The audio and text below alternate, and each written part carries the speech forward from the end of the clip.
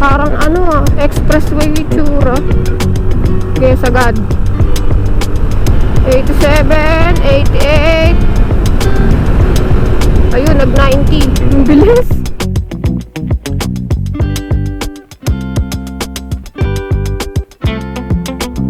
Ahon na, boss. Uy, ang tarik nitong una. Sheesh! Moment of truth kung ilan ang kilometer per liter sa long ride. Mic test, mic test. Siyempre, first things first. Pa-full tank muna. Time check. Anong oras na ba? 5:50 AM. Lagi na lang ganito pag sinabing 5:30 alis eh. Mga 5:40 na nakakaalis ng bahay. So, nasa Petron nga kami at the moment kasi nagpa-full tank tayo. So, set na natin. Sa 0 to. So, dito na rin natin malalaman kung ano ang gas consumption ng Fazio pag sa long ride. So, ngayon na lang ulit tayo makakapag long ride. Grabe. Kasi ngayon lang din dumating ang ating ORCR. Itong mga nakaraang araw, wala akong gana mag-vlog kasi nga, grabe yung stress ko sa ORCR. Magdadalawang buwan bago siya dumating. Pero in fairness naman, marami akong nababasa na kunyari, dumating yung OR nila ngayon. Tapos, buwan pa bago ma-receive nila yung CR nila. Yung sa akin, dumating ng November 6 ang OR and then November 8 naman yung CR. In fairness. So, wala. Hindi na talaga tayo kakabahan bumiyahe. Hanapin na natin lahat na checkpoint ngayon. Uy, sa pang Fazio. As I was saying nga, ngayon na lang uli ako makakapag-ride, makakapag-long ride. Kaya, San Juan agad. Kasi gusto ko ring matry yung doon. Sikat na Kuya Oliver's Gotohan.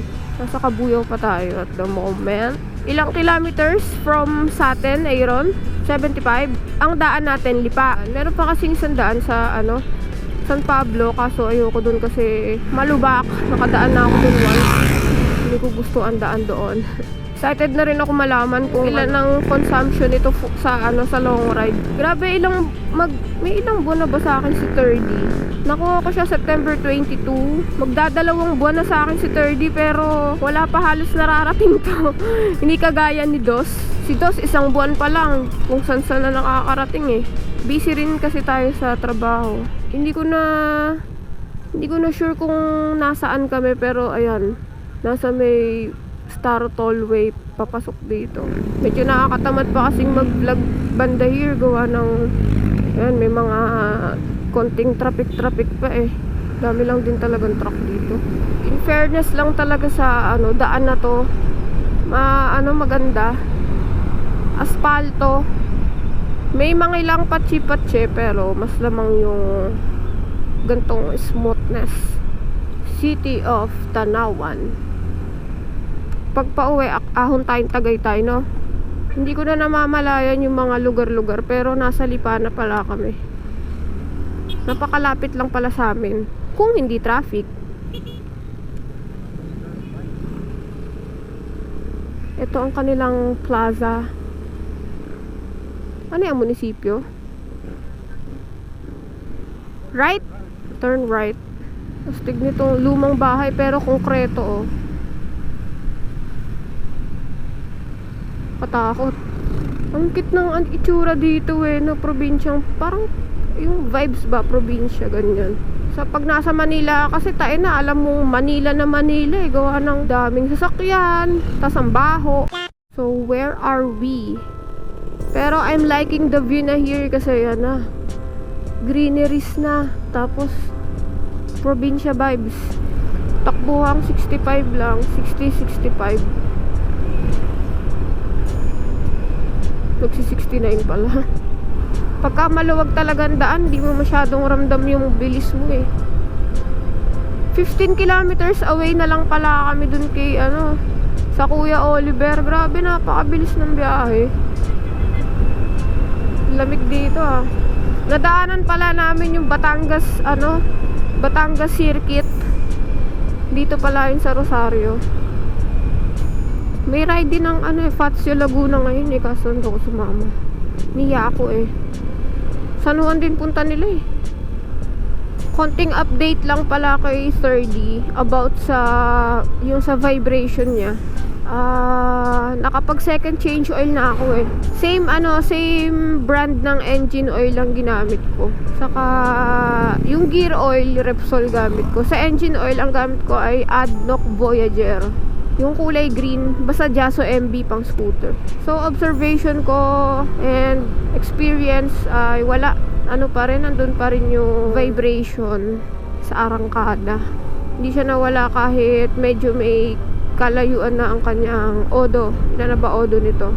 1,853. Kapag ka nasa yung kagaya ito, ngayong dire-diretso lang tayo, wala yung vibration. Kumbaga sa arangkada ko lang talaga siya nararamdaman. Ano bang masasuggest nyo na pwedeng gawin para mawala? Ang naiisip ko, regroup matry lang kung sakaling mawala. Tapos yung sa shock niya, Mutaru, saka itong front shocks ko na pinatono natin sa AV Moto. Siguro nasanay na ako sa nung una, nung mga bagong palit sila, ramdam ko yung difference na gumanda nga yung play, hindi na ganun katagtag. Tapos katagalan, parang nasanay na ako dun sa, paano ko ba ma-explain? Ang hirap i-explain eh. Kumbaga parang hindi na siya uli smooth para sa akin, parang ganun. May mga lubak, mga ganyan, ramdam ko na uli. Manginig yung tong harap, matagtag, ganun. Sa likod naman, pag ako ang back ride, pag napasobra sa lubak, hindi naman siya tumutukod, pero medyo matagtag. Medyo lang naman. Okay pa rin naman para sa akin yung likod, pero yun nga, siguro dahil nasanay na ako sa play nila, parang feeling ko matagtag na uli, ganun. Sana nagigets nyo. Ano pa bang pwede kong i-share about kay 30? Ayun nga, ngayon lang natin makocompute ang kanyang kilometer per liter sa long ride. Meron pala tayong back ride, hindi tayo solo. So 54 kilo ako, tapos ang ating back ride ay nasa 61.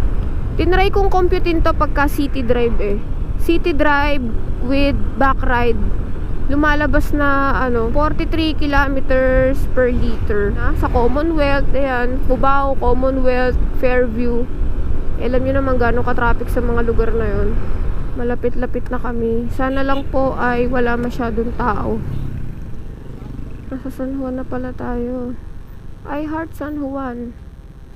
Ay, hindi siya along the highway. Sure ka dito?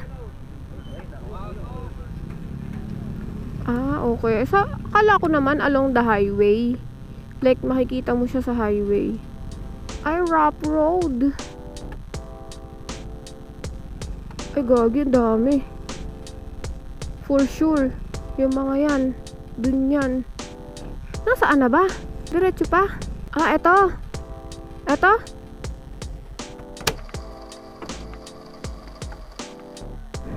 Liblib pala to. So, hindi na kami dito kakain. Sobrang daming tao. Wala kang mauupuan. Tas parang may pila pa Parang pila yung itsura dun Halata namang sa mukha nila na hindi pa sila nakakakain. So, wag na. Masasayang ang oras namin kakahintay. Next time na lang. Aagahan na lang ng sobra. Pagka may MDL na tayo, pwede na nating agahan ng sobra ang alis. Hanap na lang kami along the way ng makakainan. Marami pa namang ibang gutuhan dyan. So, nakakailang kilometers na tayo. 74 kilometers.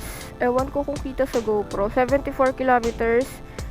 Isang bar na ang nabawas. From Kabuyaw yan. Up to here. Kuya Oliver's gutuhan. So, hindi kami babalik ng Kalamba. Kasi ayoko ng ganun. Nakakaumay. Pagka babalikan mo lang yung daan na dinaanan mo na. Diretso kami ng Tagaytay. Pakalayo. Pero carry lang. Gusto ko ng long ride Di long ride. So, gotong Batangas pa rin kami na uwi. Hindi nga lang dun dito yung Oliver. Pero masarap pa rin naman. Layo pala talaga nito. So, update lang sa gas. Ayan. 2 na yung bawas sa bar natin. Time check, 10 o'clock. Anong luwag Parang expressway yung itsura. Uy. Birit nga natin si 30. Nakasagat throttle ko ngayon. Wait lang, paliko. Nakakatakot. Okay, sagad. Sagad throttle. 77. 80. Puka na, ang bilis. Iba ang reading sa Panarea sa reading ng speedometer dito sa Fazio. Yung 80 na nararamdaman ko ngayon dito kay 30, parang 100 na ni Dos eh. Sige, sagad pa uli.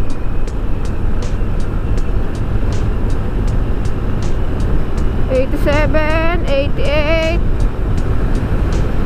Ayun, nag-90. Ang bilis. Kapatid ko muna yung pinag-drive ko ngayon. Nasa ano na kami? San Nicolas. Ang hangin.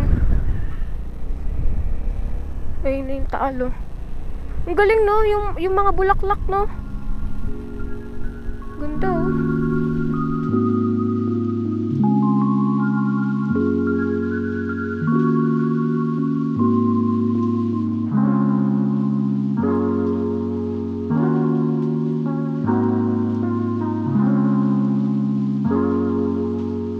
Ayos din naman si 30 sa mga ahonan eh. Tas ngayon, puro paahon na uli kami kasi paakyat na kami ngayon ng Tagaytay.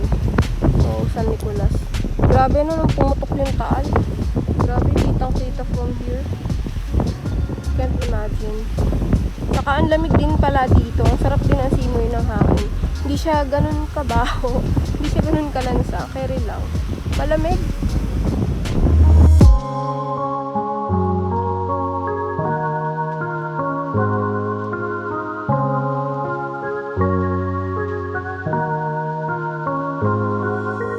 Tignan ko lang to. Parang ang ganda eh. Parang ang lakas ng alon.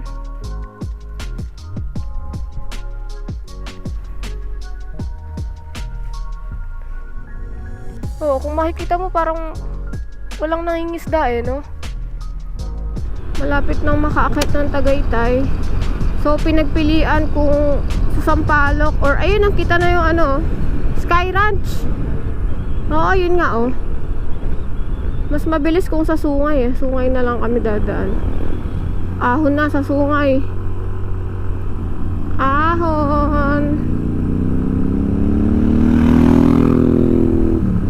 Uy, ganda. Silver. Ahon na, boss. Uy, ang tarik nitong una. Kayang-kaya.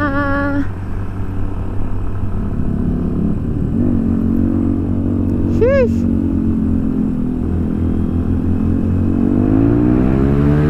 Sheesh.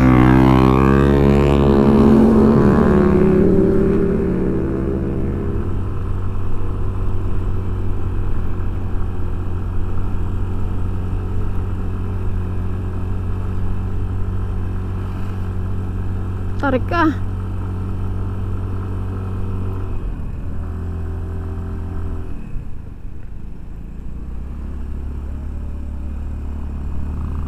Grabe, tatarik.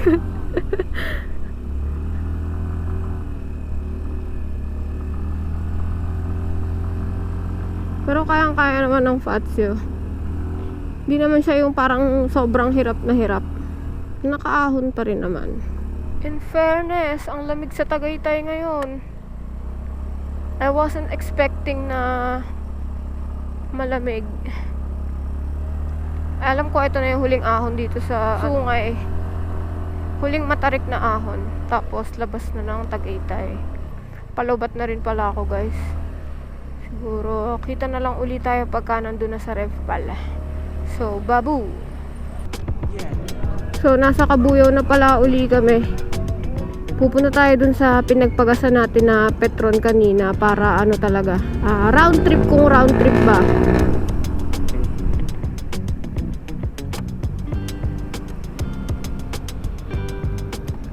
Moment of truth kung ilan ang kilometer per liter sa long ride. Full tank 91. Okay na yun? 4.26 ang nabawas sa kanya. So, para makompute nyo ang average niya, titignan nyo kung ilan ang inyong distance traveled. So, ilan ang na-travel natin lahat-lahat? 221.5. So, ang computation is 221.5. I-divide nyo kung ilan yung litro na nabawas from full tank, which is 4.26. Sorry guys, after nito, nawala na ng battery yung GoPro ko kaya hindi rin ako nakapag-outro. Pero yung kilometer per liter ko dyan, which is yung average consumption ni 30i, yun nga, may angkas ako. Tapos, puro uphill. Pero not bad na para sa 51.9 kilometer per liter. Kaya, i-ano nyo na lang yan. Kahit i-round off yun na lang, magiging 52 kilometer per liter.